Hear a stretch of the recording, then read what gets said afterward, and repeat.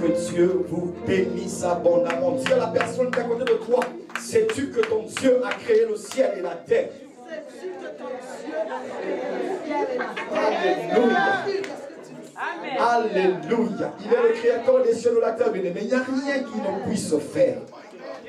Alléluia. Je bénis le Seigneur pour cette grâce ce matin. Vous savez, ça fait 2 semaines que je ne vous ai pas vu physiquement. J'étais un peu dérangé. C'était la première fois que je sois aussi dérangé par une grippe bizarre. À un moment donné, je pensais que c'était le Covid-19. Je me suis dit, bon, je vais m'isoler et rester un peu loin de tout le monde. Mais ça ne passait pas. Je toussais comme le bruit d'un moteur de Vespa. Et ça n'arrêtait pas. Et je suis allé passer un test de Covid. Gloire à Dieu, le test était négatif. Mais après le test, je continuais pareil à tousser. Je suis allé à un mariage aux États-Unis. Et c'est là que je me suis rendu compte que ce Covid-là doit vraiment partir. Amen. Même pour tousser, tu as honte, tu es gêné. J'étais tellement gêné de fois, je me préserve, je me gardais, mais ça sortait pareil. Alléluia. Vous vous gardez pendant quelques secondes le temps de prendre les 3 chocs de toussement que tu allais faire et le faire en une seule fois. Mais malgré ça, ça ne finissait pas. C'était vraiment dur, et ça m'énervait. Je ne dormais pas bien parce qu'à chaque fois que je dormais, il fallait que je tousse au moins plusieurs fois avant que je trouve le sommeil. Gloire soit rendue au Seigneur, parce que je crois que pendant ce temps, il y a toujours des hommes et des femmes qui priaient pour moi, et je sais que quand je me connecte au téléphone, même si ma voix ne sort pas, je sais qu'il y a des frères et des sœurs qui continuent à prier pour moi. Et je bénis le Seigneur et je vous suis reconnaissant parce que vous m'avez soutenu dans la prière. Et je peux me tenir devant vous sans tousser plusieurs fois et capable de vous parler de la part du Seigneur. Alléluia. Ça, je dis, il faut que ça parte cette maladie-là. Il faut vraiment que ça disparaisse. Comment je peux avoir honte de tousser devant ma famille? C'est pas évident. Alléluia. Tu te trouves dans une voiture avec des hommes, des gens, et tu as peur de tousser parce que tu ne veux pas qu'ils aient une idée. Même si tu sais que ton test était négatif, même tu ne veux pas que les gens se fassent des idées. Tu ne veux pas mettre les gens mal à l'aise. C'est vraiment bizarre. Avant, on toussait sans réfléchir. C'était même pas notre problème. Aujourd'hui, il faut calculer, il faut avoir des astuces pour tout ça. Et c'est bizarre. Alléluia. Mais nous rendons gloire à Dieu parce qu'il est celui qui nous préserve. Il nous a dit qu'il va nous restaurer dans notre santé et il nous restaure toujours. Alléluia. Et je suis là devant vous. Nous allons prendre nos Bibles ce matin dans Genèse chapitre 22. Genèse 22 à partir du verset 1.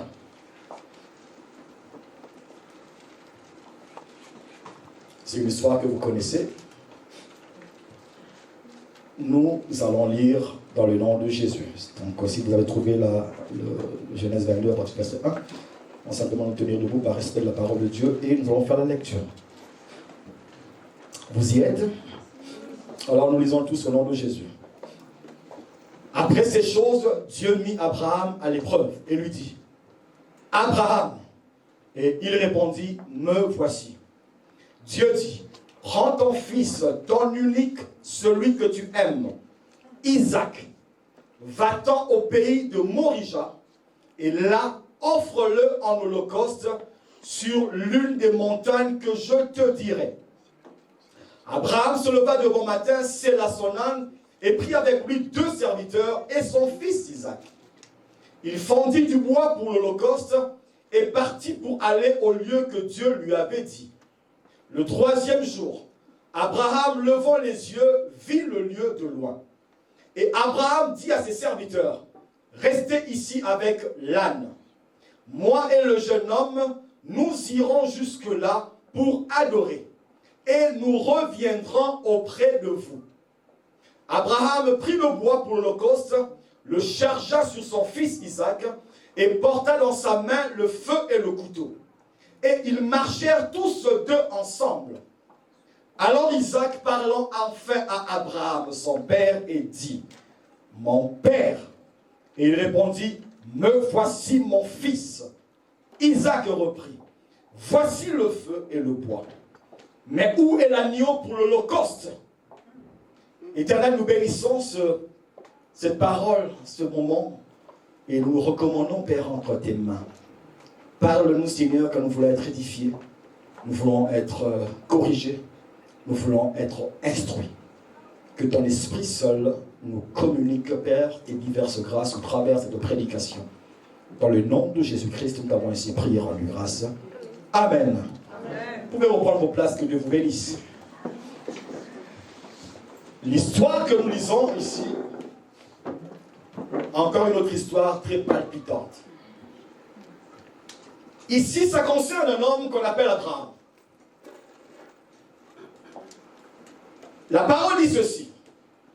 Après ces choses, Dieu mit Abraham à l'épreuve. J'aime ce genre d'introduction.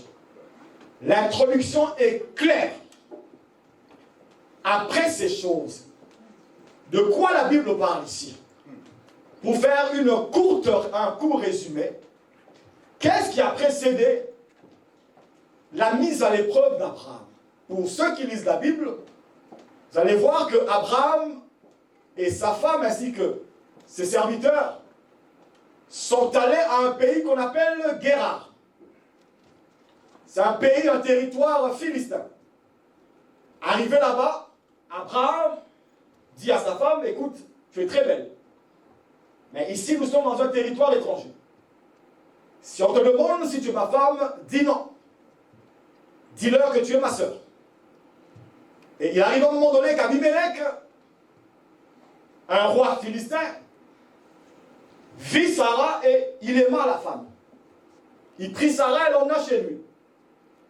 Et la nuit, Dieu vint vers Abimelech pour lui dire, écoute, la femme que tu as prise là ne t'appartient pas. C'est la femme de l'autre. Donc, retourne, ramène-la illico presto.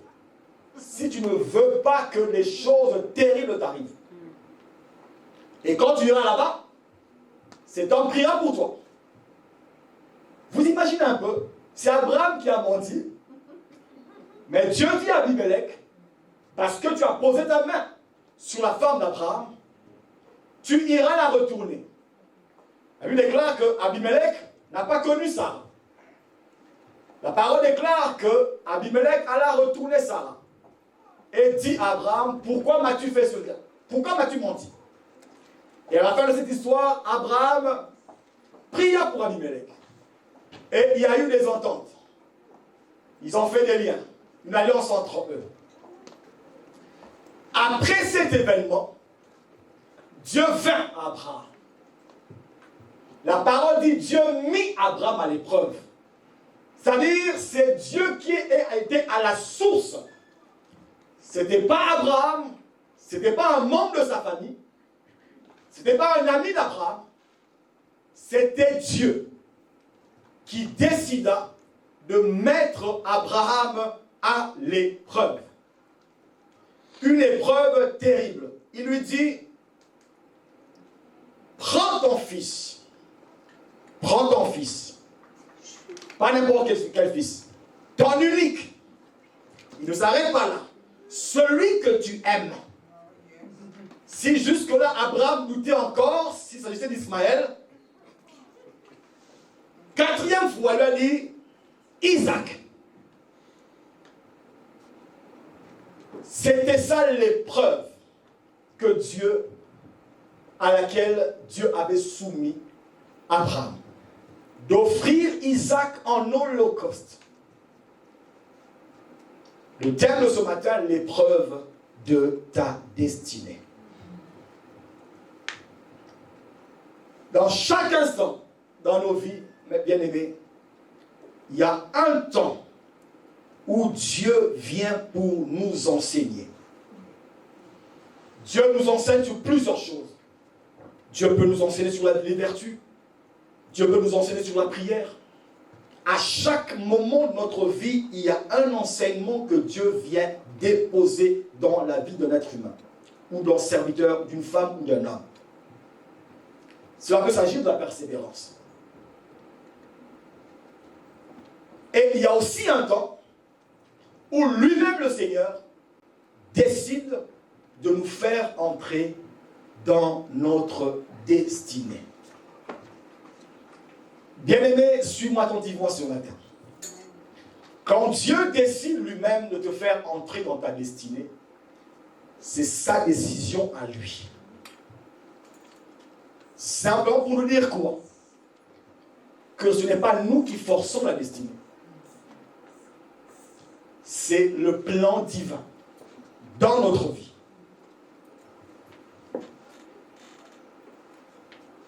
Et plusieurs fois même, ça arrive que quand vient le temps où Dieu décide de nous faire entrer dans notre destinée, nous ne le réalisons même pas. Amen.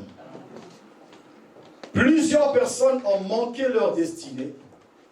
Plusieurs personnes sont passées à côté de l'épreuve de leur destinée parce qu'ils n'ont pas reconnu la main ou le plan de Dieu dans leur vie. Et c'est très important. Qu'est-ce qu'une destinée? On définit la destinée comme étant une puissance souveraine considérée comme réglant d'avance tout ce qui doit être. Puissance souveraine considérée comme réglant d'avance tout ce qui doit être. Ça, c'est une définition de Larousse. C'est l'ensemble des événements composant la vie d'un être, considéré comme déterminé et indépendant. Dans la définition de la destinée, ici, nous comprenons que c'est quelque chose qui est indépendamment de l'homme. Alléluia. C'est pour ça que je vous ai dit, on ne force pas la destinée. C'est Dieu qui vient déposer la destinée dans la vie de chacun de nous. Comme une puissance, elle régule ta vie. Comme une puissance, elle prédétermine les choses en toi. C'est pour ça que je l'ai dit, qu'il y a plusieurs personnes qui sont passées à côté de l'épreuve de leur destinée. Plusieurs personnes aujourd'hui se retrouvent dans cet endroit où ils n'étaient pas supposés être. Parce que quand l'épreuve de leur destinée est arrivée, ils n'ont pas su voir la main de l'Éternel dans leur vie. Et la parole nous dit que si on définit la destinée comme une puissance, nous, en tant que chrétiens, nous comprenons que ce qui nous régule, ce n'est pas un système. Ce qui nous régule, ce n'est pas la loi terrestre. Ce qui nous régule, ce n'est pas la loi naturelle. Mais nous, en tant qu'êtres humains, ce qui règle nos vies, c'est Dieu, Dieu et encore Dieu. Donc la destinée, bien-aimée, c'est le plan de Dieu, indépendamment de nous, dans notre vie. C'est comme ça que je résume cette définition de la destinée. C'est le plan de Dieu indépendamment de nous sur notre vie. Et tant que nous continuons, la parole nous dit que tant que nous continuons à faire confiance à Dieu, bien-aimé, le psaume 84, 5, 7 dit que ceux qui se fient en l'Éternel, c'est-à-dire ceux qui se confient en Dieu, trouvent dans leur cœur des chemins qui sont tout tracés. N'est-ce pas? Amen. Ça veut dire que ceux qui se fient en Dieu ont en eux une destinée. Yes. Alléluia. Et cette destinée est comme un chemin qui est toute tracée. Ça veut dire que tu ne contrôles pas ta destinée. Alléluia. Tu ne contrôles pas ta destinée. Tu subis le plan de Dieu dans ta vie. Je vais le dire comme ça. Pourquoi? Parce que on se dit serviteur, n'est-ce pas? On est entre nous. Serviteur. Paul se définit comme serviteur. Paul se définit comme esclave. Amen. C'est-à-dire quelqu'un qui subit la loi de son maître. Et nous, en tant que serviteurs, en tant qu'Église, nous subissons la loi de Dieu. Parce que nous ne contrôlons pas notre destinée. Et moi, je bénis le Seigneur. Je préfère être dans le plan du Seigneur qu'être dans le plan du monde. Amen. Amen. Je préfère que la puissance de Dieu régule ma vie qu'une puissance extérieure. Amen. Alléluia. Amen. C'est-à-dire que la notion de destinée, bien-aimée, dont nous parlons ici, elle peut aussi être copiée, plagiée par l'ennemi. Pour les personnes qui ne se fient pas en Dieu, le diable peut venir aussi plagier une destinée dans votre vie. Il peut tracer un chemin dans ton cœur, un chemin qui est parallèle à la destinée que Dieu avait fixée dans ta vie. Et laisse-moi te dire que quand l'ennemi vient, c'est la même base. C'est-à-dire quoi? Que si tu n'es pas capable de contrôler la destinée que Dieu a déposée dans ton cœur, tu ne pourras pas contrôler aussi le chemin que l'ennemi vient de tracer dans ta vie. C'est pour ça qu'on parle de destinée. Quelque chose qui est indépendamment de nous, qu'on ne contrôle pas. Que dit la Bible dans Éphésiens chapitre 2, verset 10?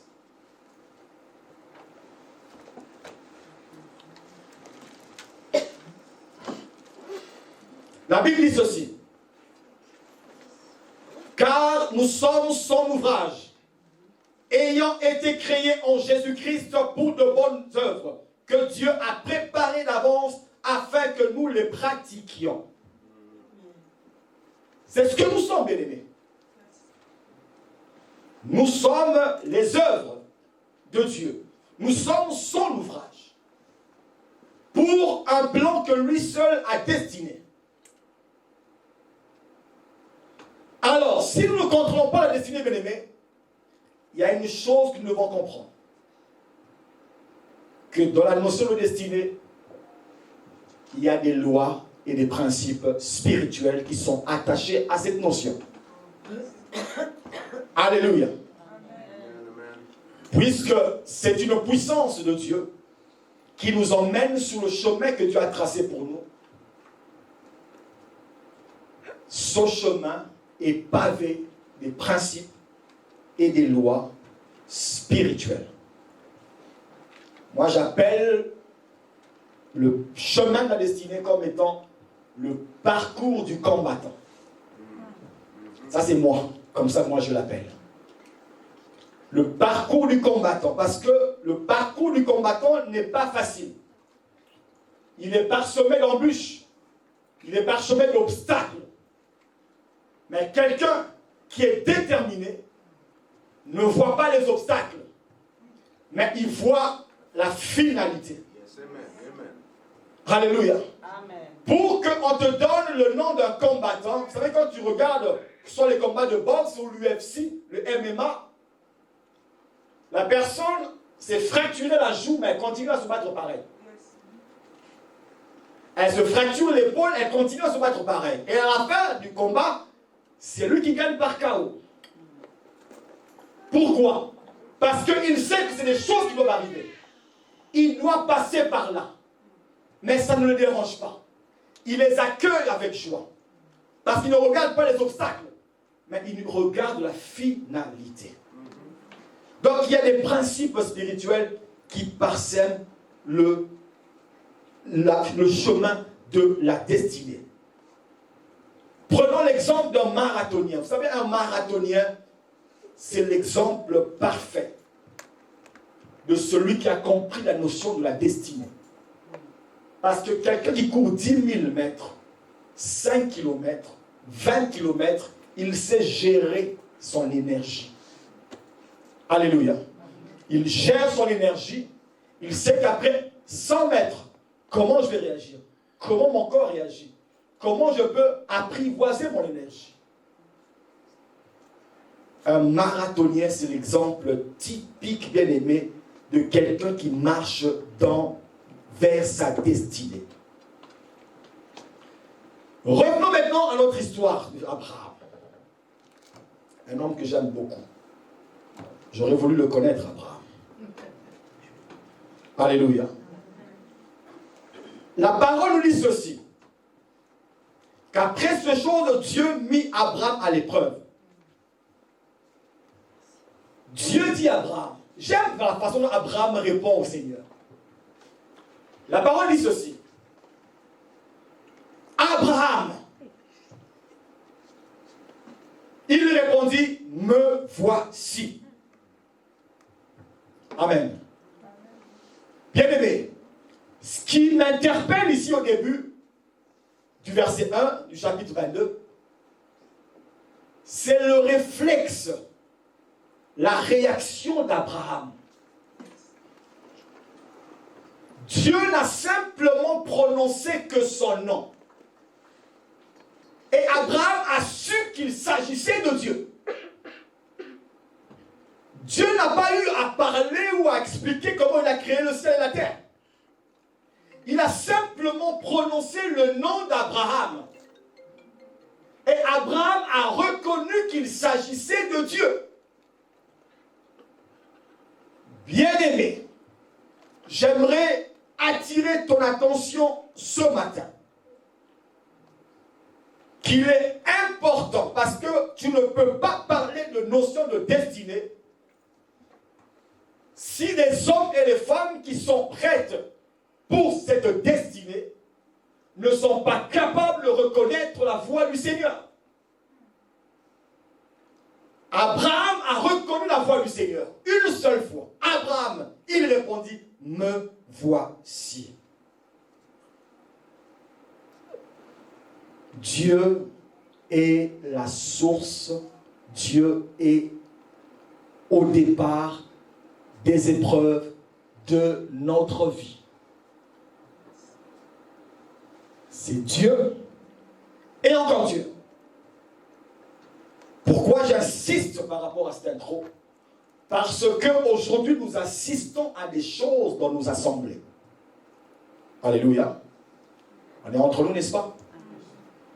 Ici, la Bible nous relate que c'est Dieu qui était à l'origine de l'épreuve.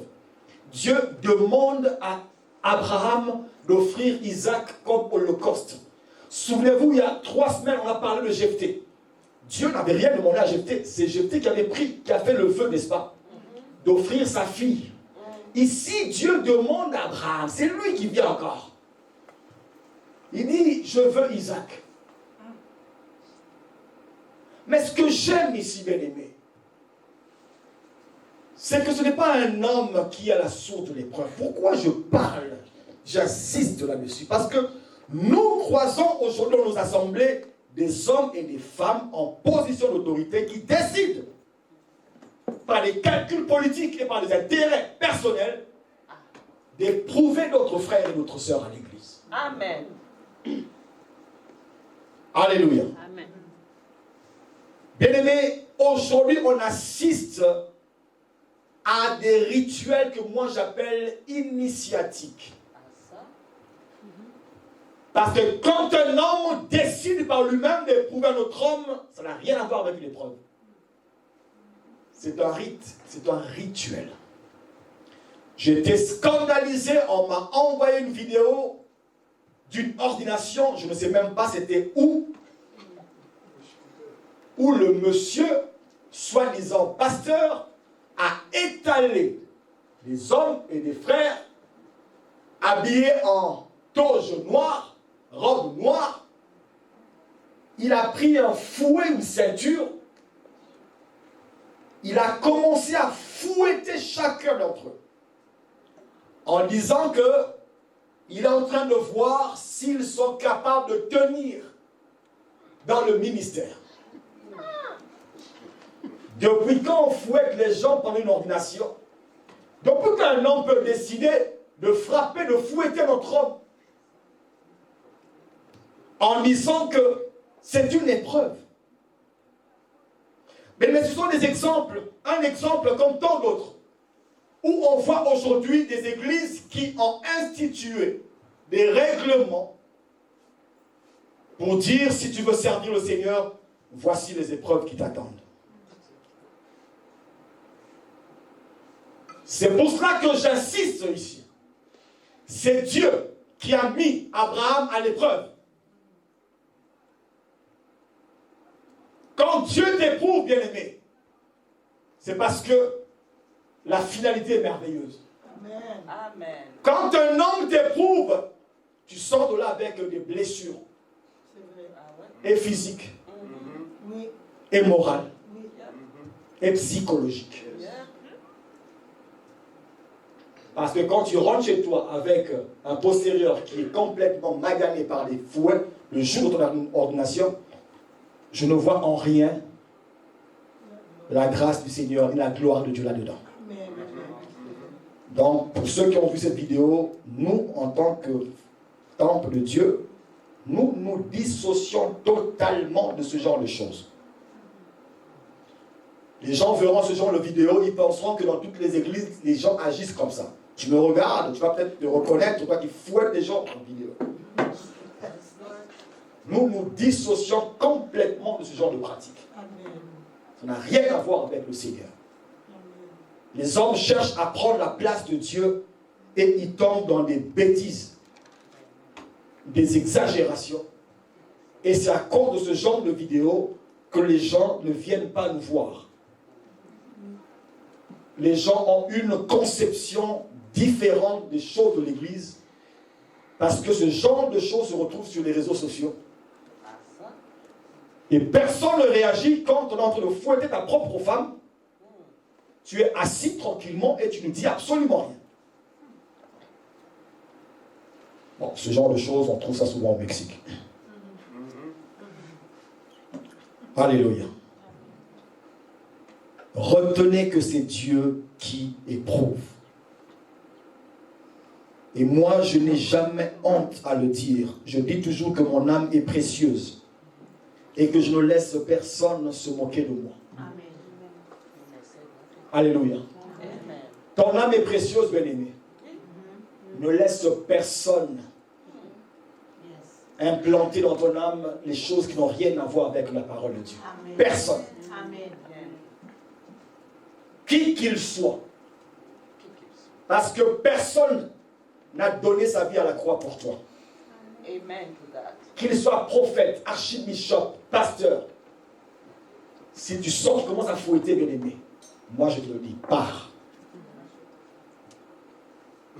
Et en cela, tu n'auras pas péché. Parce que les gens se cachent aujourd'hui. Ne fouillez pas, n'abandonnez pas vos assemblées, mais tu chicotes les gens dans l'église.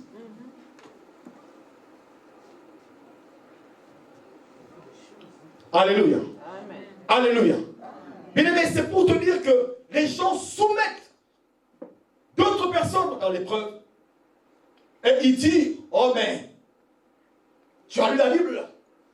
Josué était serviteur de Moïse. Mais lisez bien, je vais faire une petite parenthèse. Parce que moi j'aime la parole de Dieu. Tout ce qui est dans la parole de Dieu, moi je dis Amen. Tout ce qui n'est pas dedans, n'est pas dedans. Et quand tu lis la Bible, bien aimé, il faut savoir dans quel temps tu te trouves. C'est pour ça qu'aujourd'hui les gens font beaucoup de bêtises, des enseignements complètement hérétiques, parce qu'ils ne savent pas dissocier le temps avant la grâce et le temps après la grâce. Alléluia. Que dit la parole de Dieu? Allez et faites de toutes les nations vos disciples. Vos disciples. Non. Allez et faites de toutes les nations vos serviteurs. Non. La parole est claire. Allez et faites de toutes les nations, mais, c'est Jésus qui parle, mais disciples. Amen. Nous sommes tous des disciples de Jésus. Amen. Vous acceptez certaines choses à l'église parce que vous êtes soumis par un homme, un gourou, qui n'a rien à voir avec les choses de Dieu et qui vous impose des choses. Mais la parole est claire ici dans Genèse 22. C'est Dieu qui a imposé l'épreuve à Abraham. Il dit, tu vas sacrifier Isaac. Vous savez, c'était un homme merveilleux. C'est pour ça que je dis toujours, j'aurais voulu vraiment connaître cet homme-là. peut écouter Dieu. La parole dit ceci, que quand Dieu parle à Abraham, après cela, Abraham n'a même pas rouspété. Il n'a même pas négocié avec Dieu. Lisez très bien la parole de Dieu.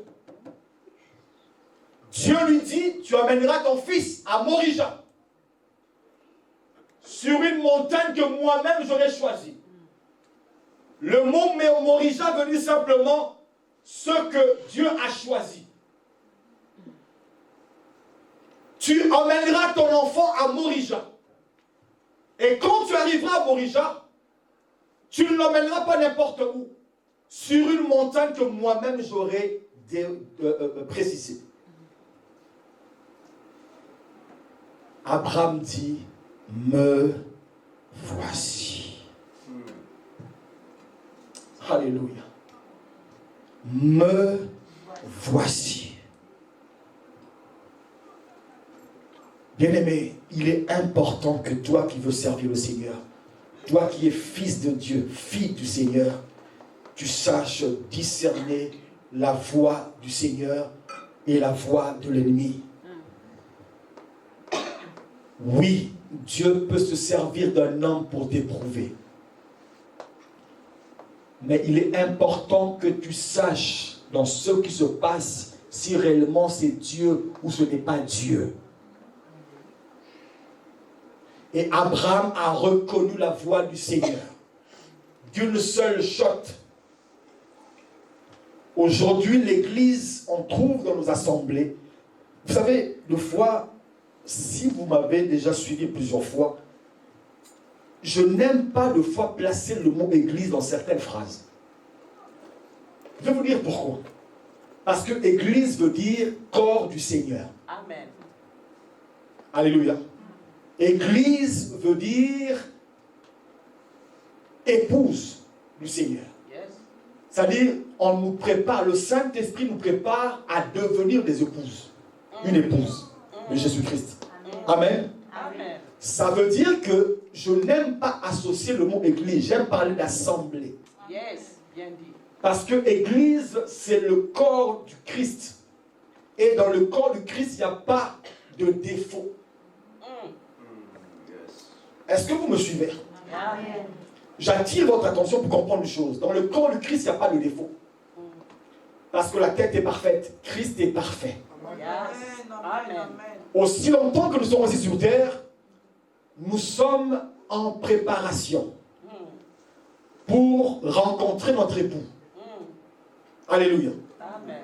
Quand je parle d'église, j'aime parler de la perfection de Jésus. Mais quand je parle des défauts, j'aime parler de l'assemblée de Dieu. Où nous s'assembler à nous. Est-ce que vous me suivez, n'est-ce pas? J'aime bien faire la différence entre ces deux mots. Me voici. Bien-aimé, il est temps que nous, en tant qu'Église, nous commencions. Vous savez, mon rêve à moi, c'est d'avoir une Église où tout le monde est capable de discerner la voix du Seigneur. Amen. Mon rêve à moi, c'est d'avoir des hommes et des femmes où nous sommes tous capables de discerner la voix du Seigneur. Parce que si tu n'es pas capable de discerner la voix du Seigneur, bien-aimé, tu passeras à côté de l'épreuve de ta destinée. Parce que comme être humain, Abraham avait aussi le droit de dire non. Alléluia. Amen. Il avait le droit. Dieu nous donne toujours le libre choix. Yes. La notion du libre choix, c'est lui-même Dieu qui l'a introduit. Il a dit, voici, je mets deux chemins devant toi. Celui qui mène à la vie et à la mort. Choisis le plus étroit, celui qui mène à la vie. Il ne t'impose pas. Il te donne le choix. Donc Abraham avait le choix. Mais ce qui a fait qu'Abraham ne réagisse pas devant la demande du Seigneur, la requête du Seigneur, c'est parce qu'il avait reconnu que derrière cette requête, il y avait Dieu. Alléluia. Bien-aimé, aussi longtemps que tu ne reconnaîtras pas la voix du Seigneur dans une épreuve dans ta vie, tu passeras à côté. Tu combattras même Dieu.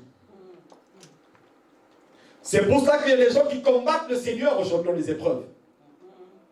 Qui lient lis le Seigneur. Et pour ta parole déclare que si tu n'es même pas capable de lire un démon, comment tu peux lire le Seigneur? Tu passes ton temps à prier, à lier des choses dans ta vie parce que tu n'as pas reconnu dans ces choses que Dieu était là. C'est Dieu qui te l'impose. Et quand tu passes à côté d'une épreuve de ta vie, bien-aimée, il te sera difficile d'y revenir ou de faire marche arrière. C'est pour cela, bien-aimé, je t'en conjure ce matin, toi qui m'écoutes, apprends à discerner la voix du Seigneur de la voix du menteur.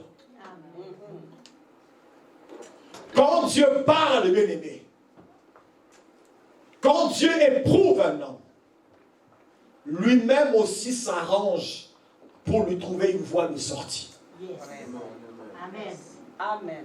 Amen. Mais quand l'homme t'éprouve, bien-aimé, il ne s'arrangera pas pour te trouver une voie de sortie.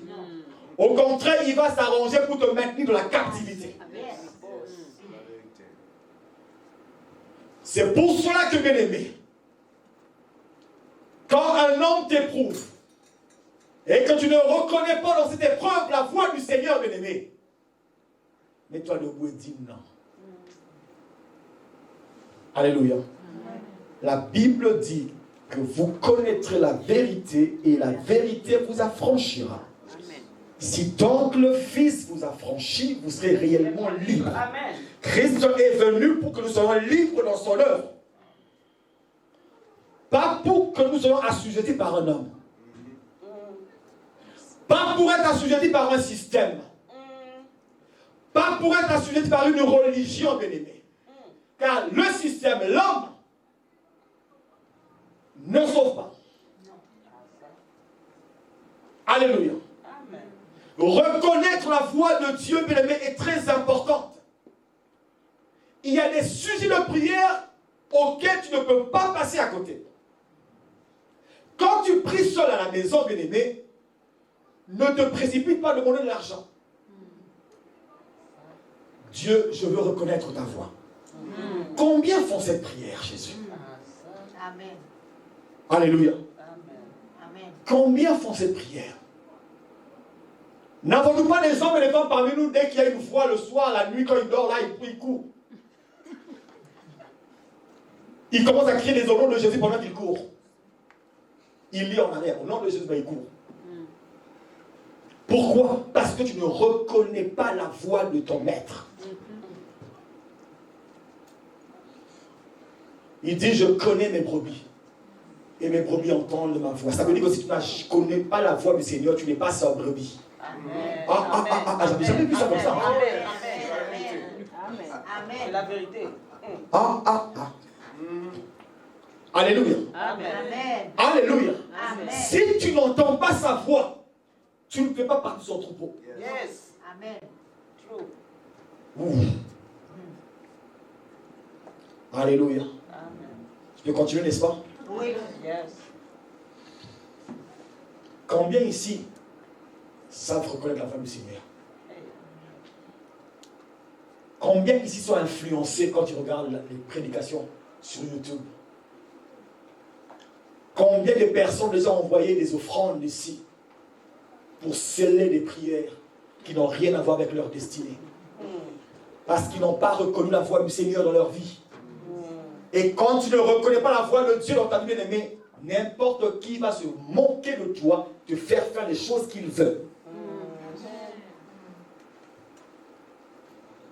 Abraham a reconnu d'une seule chose.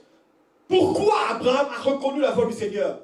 Parce que cet homme passait du temps avec le Seigneur. Il a appris à écouter Dieu. Si j'aimerais bien croiser cet homme, parce que la parole déclare ceci, que Dieu va lui dire, sors de chez toi, sors de Charan, quitte ta maison, quitte ta famille. Écoute, il ne connaissait pas Dieu. Et le jour où tu lui parles, il sort. Sans savoir où il allait. Alléluia. Cet homme avait appris à reconnaître la voix du Seigneur bien-aimé. l'épreuve de la destinée est un événement merveilleux dans ta vie. Mais tu passeras à côté de cela parce que tu n'as pas reconnu la voix du Seigneur. Alléluia. Rappelez-vous de l'histoire du jeune prophète et du vieux prophète. 1 Roi 13, 11 à 23. La parole dit qu'un jour, il y a eu un jeune prophète, envoyé de Dieu. Dieu lui avait donné des choses à faire. Va dans tel pays, tu ne mangeras pas, tu ne boiras pas, tu vas juste dire, proclamer mon message et rentrer chez toi. Ce jeune prophète avait exécuté au départ la voix du Seigneur. Mais qu'est-ce qui lui est arrivé après? La Bible nous dit ceci que il y avait un vieux prophète dans cette ville-là. Quand il a entendu parler du jeune prophète, j'imagine que cet homme était animé de jalousie. Parce qu'il a entendu parler d'un jeune homme qui était là, pimpant, avec beaucoup d'onction, parlant de la part du Seigneur. Il dit non, non, non, je ne peux pas rester seul comme ça. Il vient prendre ma place. Il vient prendre ma renommée. Ma renommée va prendre le coup. Je ne peux pas rester comme ça. Et il a décidé de piéger le jeune prophète. C'était l'épreuve de sa destinée. Mais le jeune prophète n'a pas compris les choses de Dieu. Amen. Et qu'est-ce qui est arrivé? La parole déclare que il est entré avec le vieux prophète. Il a bu, il a mangé. Et après, on lui a scellé un âne pour partir, rentrer chez lui. Et en cours de route, il croise un lion. Le lion le tue et se met juste à côté de lui, refusant de le dévorer. Toutes les personnes qui passaient par là voyaient le vieux prophète mort, tué par un lion. Le jeune prophète plutôt, merci.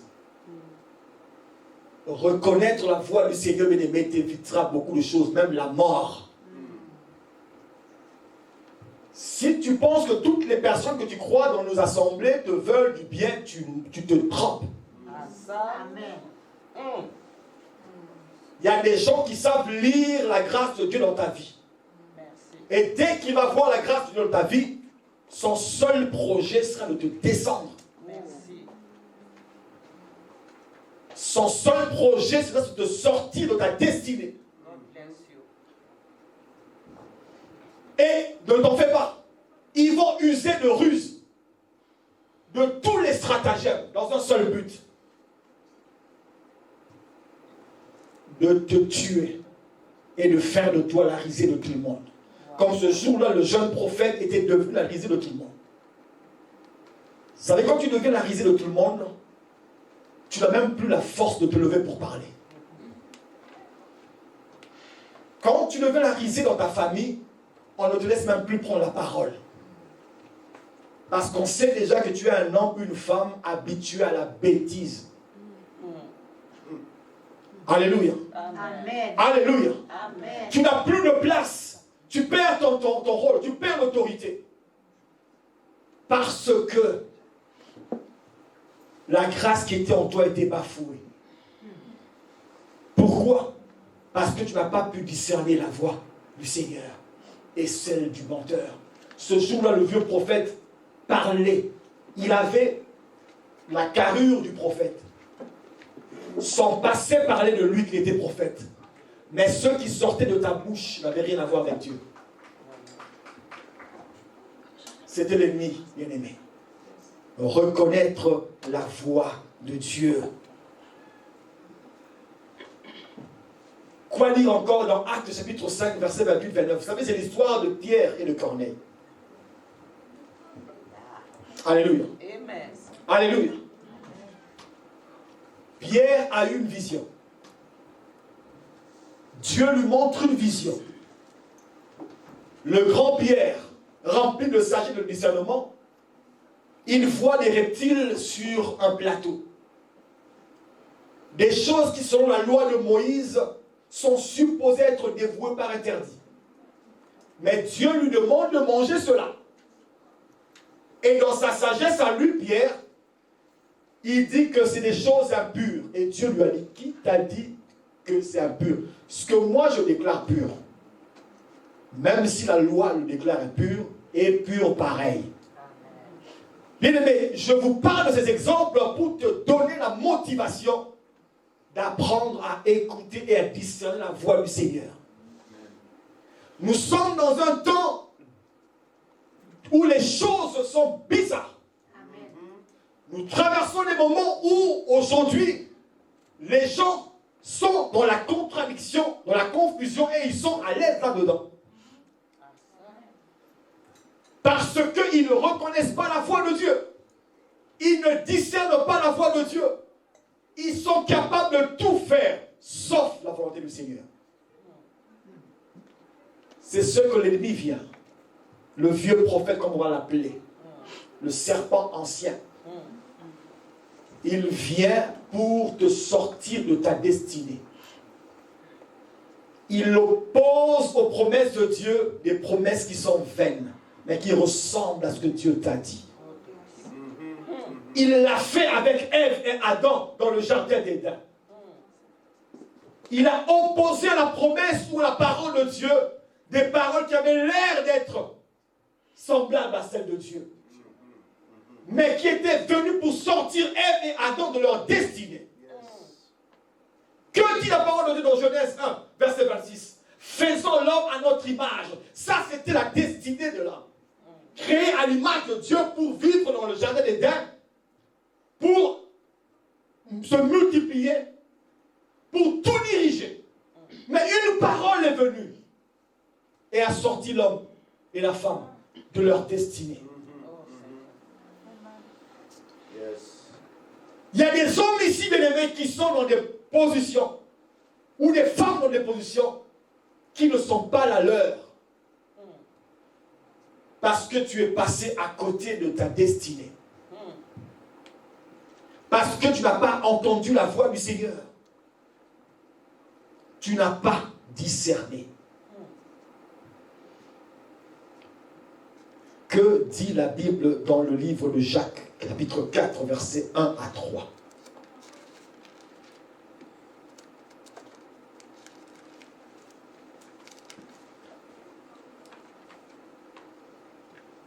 Je vous fais lire ce passage juste pour vous les illustrer quelque chose qui arrive quand nous n'écoutons pas la voix du Seigneur.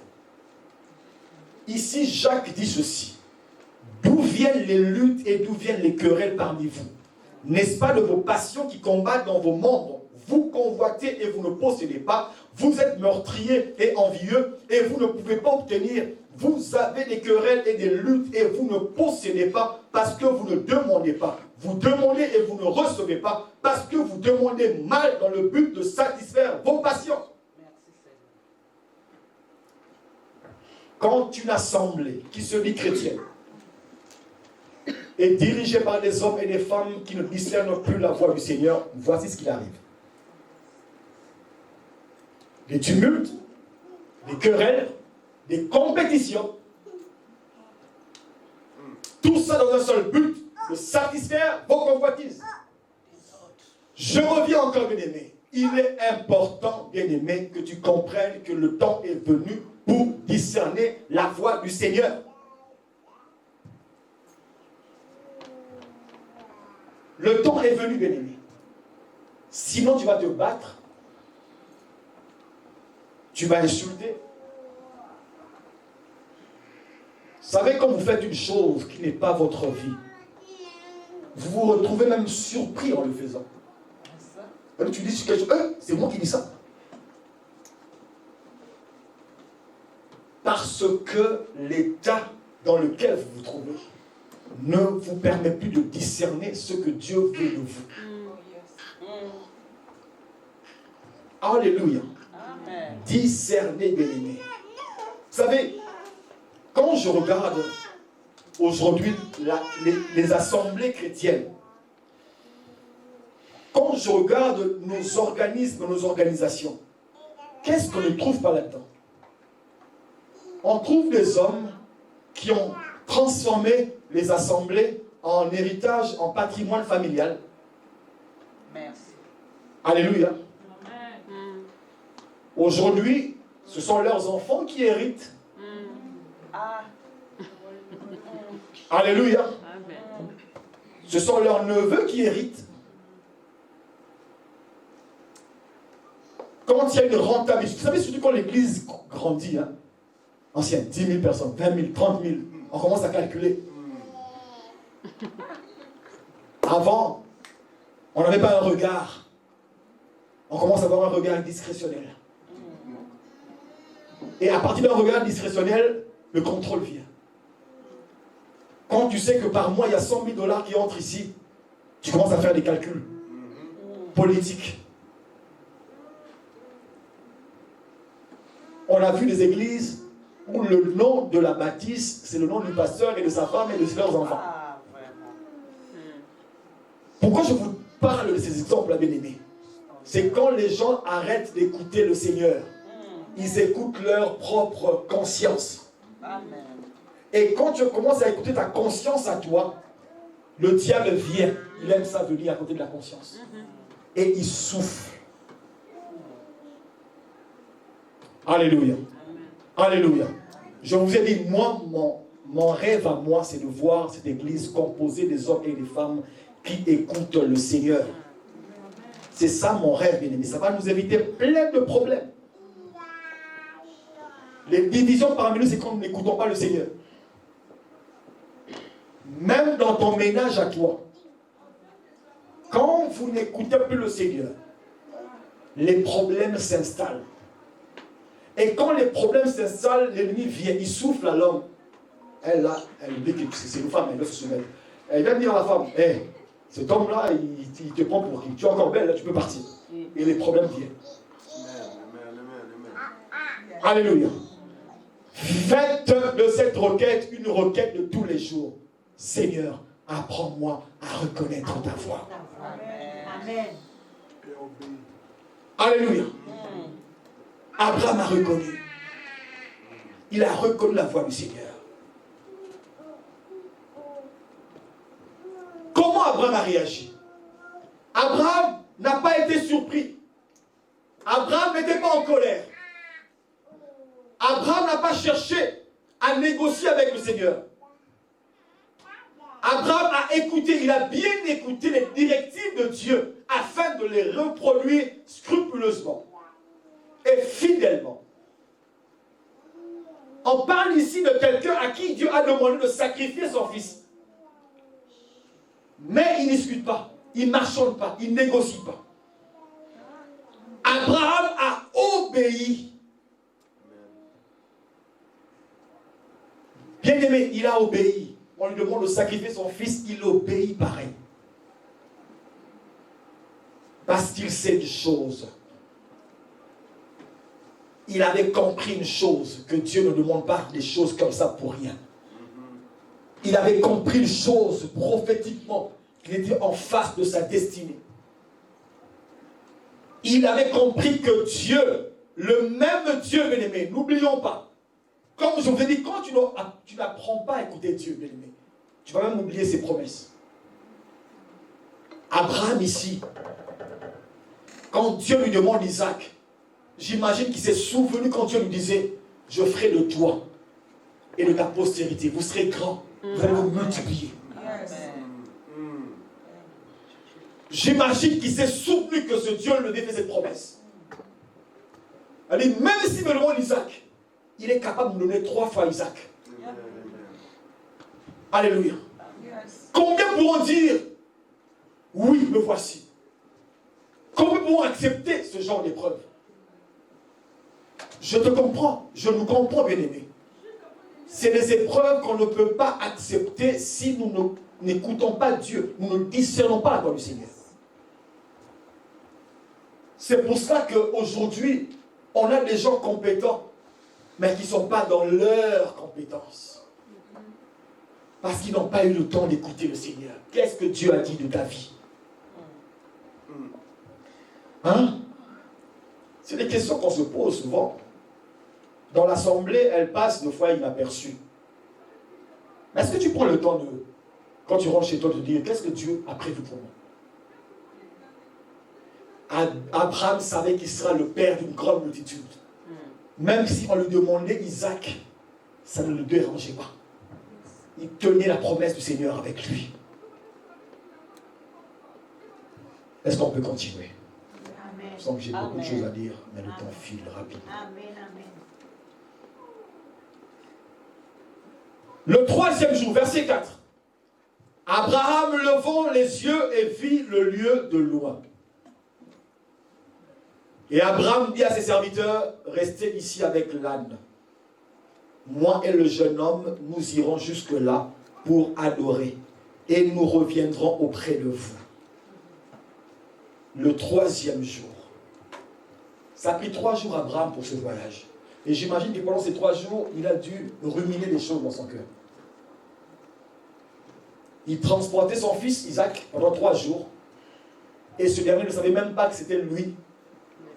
Le deal. Amen.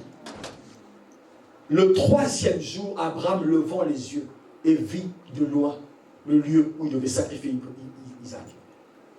Il dit à ses serviteurs, restez avec l'âne. Bien aimé, j'aimerais pas que tu restes avec les ânes aujourd'hui. Amen. Amen. Il dit, restez avec l'âne. Moi et mon fils, nous irons adorer le Seigneur. Alléluia. Bien aimé, il y a des gens qui sont restés avec l'âne. Qui ont manqué le rendez-vous de leur destinée. Ils sont restés avec l'âne, ils attendaient. Pendant que l'épreuve de la destinée d'Abraham s'accomplissait sur la montagne à Moriah. Ce matin, bien aimé, j'aimerais te dire, ne reste pas avec l'âne. Alléluia. Rester avec l'âne, c'est des gens qui ne prennent pas place à l'épreuve de la destinée. Ce jour-là, Abraham prit Isaac, son fils, pour monter sur la montagne de Moriah, où devait s'exécuter l'épreuve de leur destinée. Pourquoi il n'a pas traîné ses serviteurs avec lui? Alléluia. Amen. Il pouvait leur dire, venez avec moi. En bas, vous allez juste parce qu'il avait la promesse de Dieu. Mais il y a des choses, quand vint le temps de l'épreuve de ta destinée, tu ne peux pas associer tout le monde. Sélection oblige.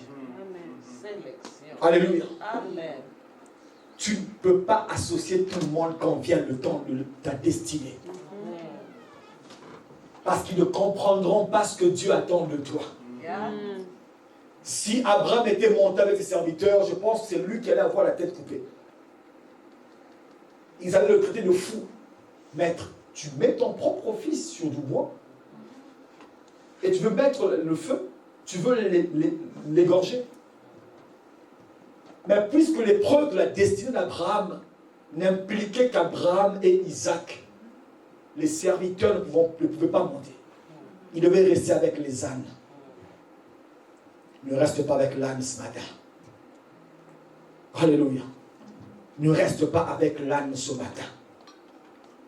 Et prépare-toi à monter à Moriah, où l'épreuve de ta destinée va s'accomplir. Amen. Et la parole dit ceci. Au verset 7, je vais aller rapidement. Pendant tout ce voyage, Isaac ne parlait pas. Alléluia. Rien, absolument rien. Au verset 7, Isaac prend la parole. Il dit ceci. Mon père, il répondit, me voici, mon fils. Isaac reprit. Voici le feu et le bois, mais où est l'agneau pour l'holocauste? Abraham répondit, mon fils, Dieu se pourvoira lui-même. Amen. Alléluia. Pendant tout le trajet, Isaac n'a pas parlé. Au verset 7, il parle, il prend la parole pour la première fois. Je vois tout ici, le bois est là. Mais vous imaginez, vous savez, Dieu a une épreuve spécifique pour chacun de nous. Yes. Pour chaque personne, il y a une situation qui est particulière.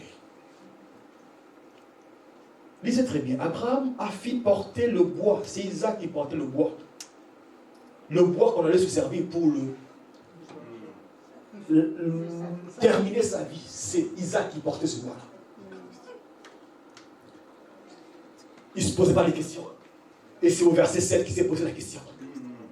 Alléluia. Alléluia. Isaac s'est posé la question. Où est l'agneau? Dieu se pourvoira. Alléluia.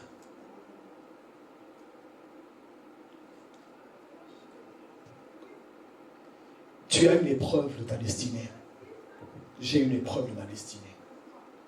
Chacun de nous ici a une épreuve de sa destinée. Mais ce que je te parle, ce dont je te parle ce matin, et que tu sois attentif quand viendra le temps de ton épreuve. Que tes oreilles soient affinées pour que tu entendes Dieu te parler. Parce que chacun de nous, bien-aimés, passera par là. Et dans Hébreux chapitre 4, verset 7, la Bible dit aussi qu'aujourd'hui, si vous entendez sa voix, n'endurcissez pas vos cœurs. Mais cette parole, j'aime bien le lire. Ici, on dit, si vous entendez sa voix, ça veut dire qu'il y a des gens qui n'entendront pas la voix du Seigneur. Amen. Il y a des gens à qui on parlera, mais qui ne comprendront pas que c'est Dieu qui est en train de parler. Et vous savez que cette histoire, comment ça s'est déroulé? Ça s'est déroulé dans le désert, avec la tribu de Corée, le Dathan et l'Abiram. Ils s'étaient rebellés contre Moïse et contre Dieu. Et la parole déclare que la terre s'est ouverte et a englouti Corée, Dathan et Abiram, ainsi que toute leur famille. Parce qu'ils se sont rebellés. Ils n'ont pas voulu écouter la parole de Dieu.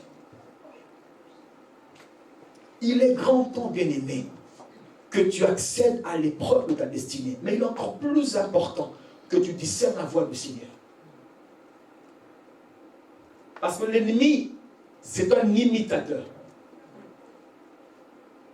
Il ne viendra pas te demander des choses compliquées parce qu'il sait que tu vas reconnaître sa présence.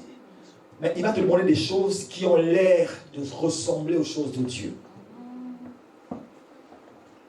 Et si tu n'es pas capable de discerner, bien-aimé, tu feras ces choses-là. Tu les feras.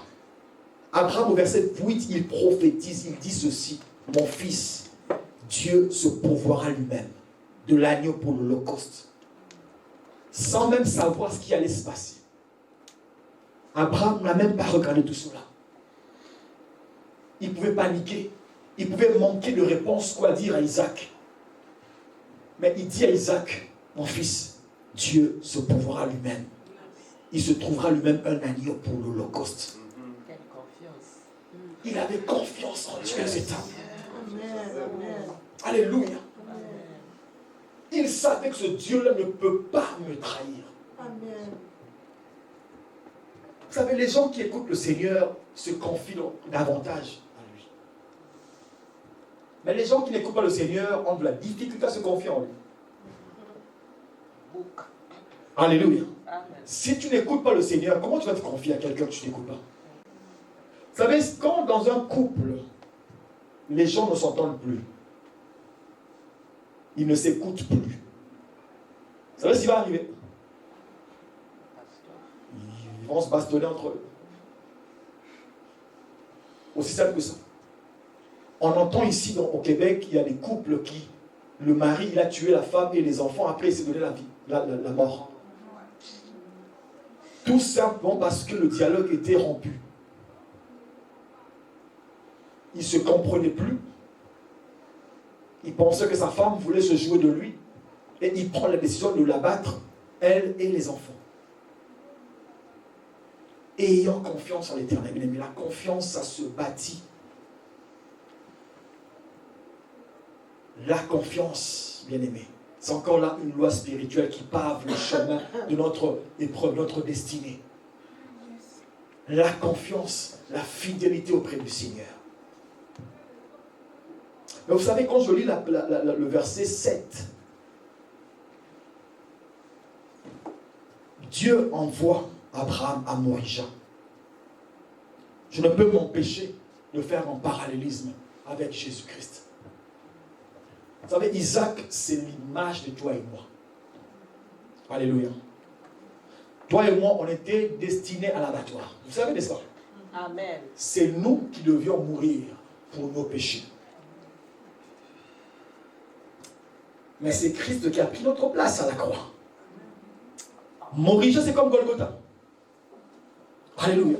Christ a pris notre place. Christ est l'agneau. Alléluia. Qui a été sacrifié à la place d'Isaac. Ce jour-là, bien-aimé, Christ nous a donné, nous a ouvert la porte pour qu'on ait une destinée. Ce jour-là, Isaac a eu une destinée à cause de l'agneau. Pourquoi? Parce que Abraham avait tellement confiance en Dieu. Et Dieu a pourvu. Il s'est pourvu à lui-même. Bien-aimé, tu es Isaac. Mais il y a un autre secret que nous oublions souvent dans cette histoire-là. Oui, Isaac n'avait pas été sacrifié physiquement, mais Isaac a été sacrifié spirituellement. Il a été offert à Dieu. Amen. Ce jour-là. Alléluia. Alléluia. Ce jour-là, la porte de la destinée d'Isaac était grandement ouverte. Ce jour-là, Isaac est entré dans une autre dimension de sa vie, sans même le savoir. À cause de l'obéissance de son père. Alléluia. Et la parole nous déclare, nous demande même, nous exhorte à nous offrir à Dieu comme des sacrifices vivants.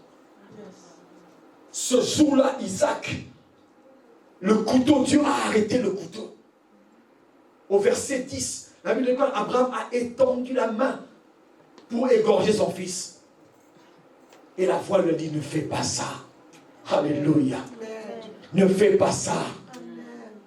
Bien-aimé, il y a une épreuve de la destinée pour chacun de nous. Mais tu dois être capable d'écouter la voix du Seigneur. Abraham a suivi scrupuleusement tout ce que Dieu lui a dit. Et à la fin, Dieu n'a pas tué Isaac. Dieu s'est pourvu à lui-même.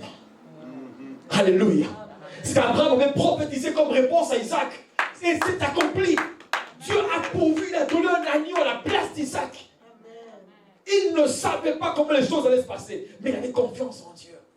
Et la parole l'a lu dans Psaume 84. Ceux qui se confient en Dieu, ils trouvent dans leur cœur des chemins tout tracés. Il a trouvé un agneau parce qu'elle s'en tâche ce jour-là. Parce qu'il s'est confié en Dieu. Et il a aimé, il a accepté l'épreuve de sa destinée. Et il y a une chose qui est arrivée à Abraham que j'aime beaucoup. Ce jour-là, Dieu s'est révélé à Abraham. Et la parole nous dit ceci dans le livre au verset 14. Abraham donna ce lieu le nom de Jéhovah-Jireh. C'est pourquoi l'on dit aujourd'hui à la montagne de l'Éternel, il sera pourvu.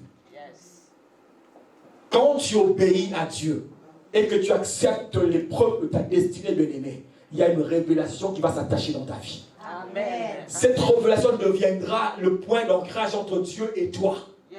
À chaque fois que tu te souviendras, tu seras dans un problème, dans une difficulté, tu te souviendras que ce jour-là, Dieu il s'est révélé comme Jéhovah-Jireh.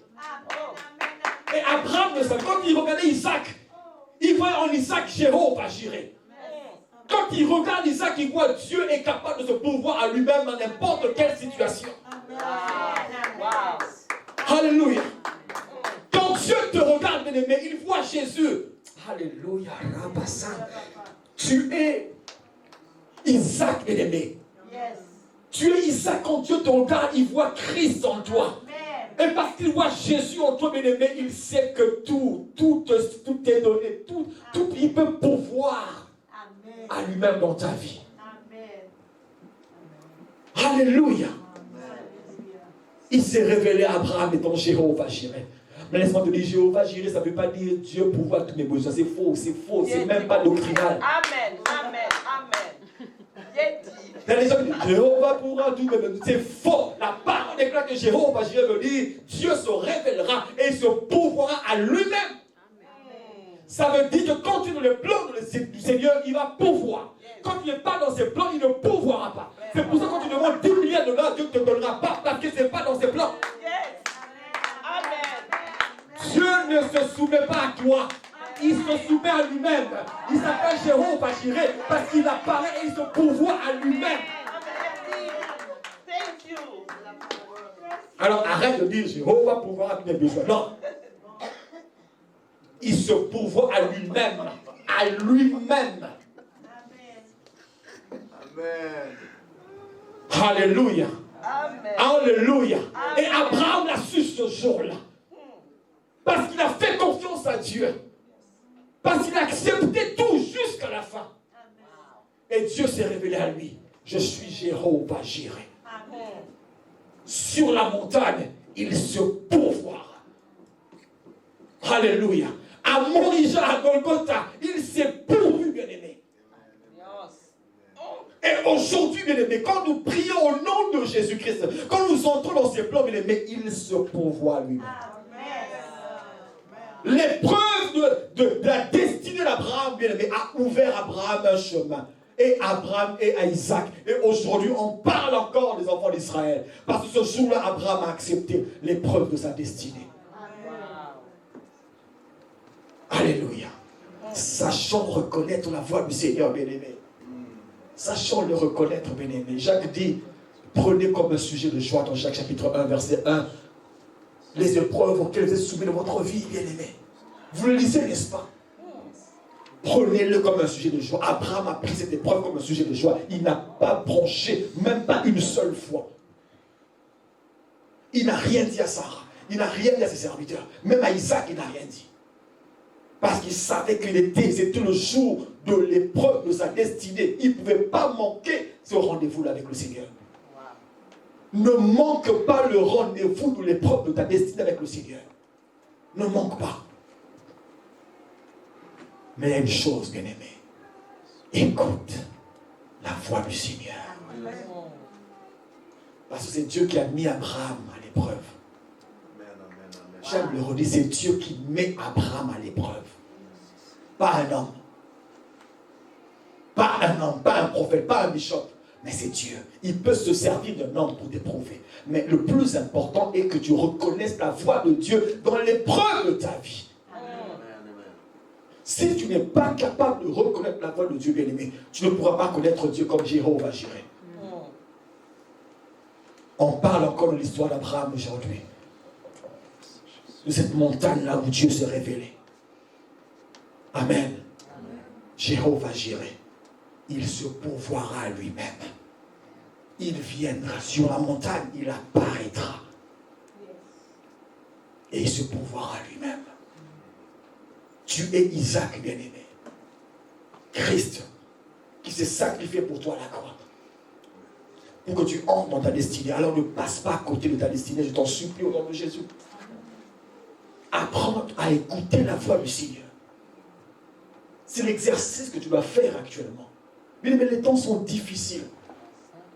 La Bible déclare que rachetons le temps car les jours sont mauvais.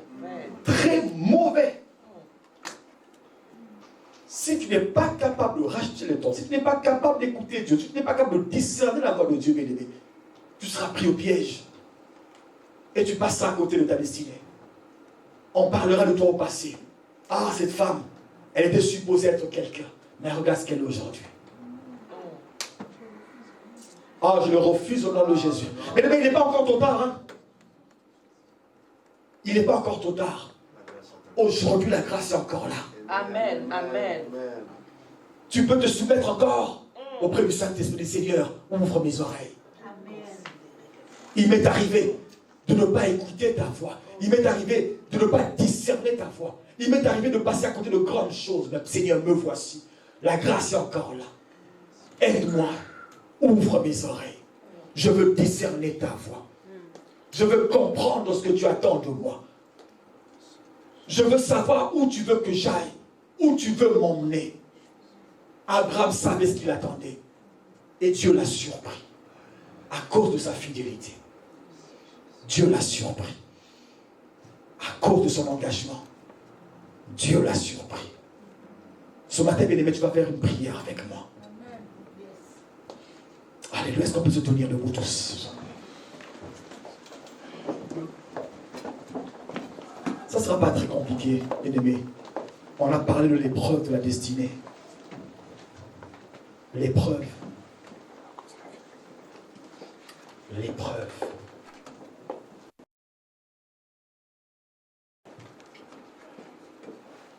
Tu vas demander à Dieu une grâce ce matin. Vous savez, l'épreuve, c'est ce qu'on impose à quelqu'un ou à quelqu'un pour reconnaître sa valeur, sa résistance. Et c'est un chemin par lequel tu dois passer. Tu ne peux pas fuir l'épreuve de ta destinée. Mais tu vas demander au Saint-Esprit ce matin, cet après-midi, qu'il t'ouvre les oreilles. Que tu discernes la voix du Saint-Esprit. Parce que le point le plus important, c'est d'être capable d'abord. La Bible déclare que Dieu appela Abraham. Abraham répondit, me voici. Parce qu'il a reconnu la voix du Seigneur. Si tu es passé par plein de choses auxquelles tu t'es destiné, bien-aimé, laisse-moi te dire ce matin qu'il n'est pas encore trop tard. Aussi longtemps que la grâce est là, bien-aimé, Christ est encore capable de changer, de transformer ta vie. Mais ce matin, est-ce que tu peux le désirer auprès du Saint-Esprit, qui puisse ouvrir tes oreilles, qui puisse te rendre sensible à sa parole? C'est la prière que tu vas faire aujourd'hui. Seigneur, rends-moi sensible à toi. Peux-tu lever ta voix et dire, Seigneur, je veux reconnaître ta voix. Tu as dit, tu connais tes brebis entendent ta voix. Je veux être cette brebis qui entend ta voix, Seigneur. Car si je n'entends pas ta voix, comment pourrais-je, Père, oh Dieu, me retrouver parmi ton troupeau, Seigneur éternel? Saint-Esprit, je viens ce matin, oh Dieu. Tu nous as parlé de l'épreuve, Père, de notre destinée. Mais comment, Seigneur, comprendre même que, Père, oh Dieu, je fais face à l'épreuve de ma destinée? Si je suis capable, Père, oh Dieu, de comprendre, de discerner ta voix. Saint-Esprit de Dieu, je viens ce matin, oh Dieu. Père, apprends-moi à discerner ta voix. Rends-moi sensible à toi, Saint-Esprit. Que les écailles qui se trouvent dans mes oreilles tombent. Que toute barrière, toute chose qui empêche mes oreilles d'entendre, Père, clairement, Seigneur, Père, oh Dieu. Père, ta voix tombe, oh Dieu. Je veux être un homme, Seigneur, Père éternel, qui entend ta voix, Seigneur, qui reconnaît ta voix. Tu as dit dans Hébreux 4, Père, oh Dieu, aujourd'hui, si vous entendez sa voix, n'endurcissez pas vos cœurs. Sinon, je ne veux pas être cet homme, ni cette femme qui endurcit son cœur, oh Dieu, devant ta voix. Éternel, je veux entendre ta voix, oh Dieu. Je ne veux pas passer à côté de ma destinée, Seigneur. Je ne veux pas passer à côté, oh Dieu.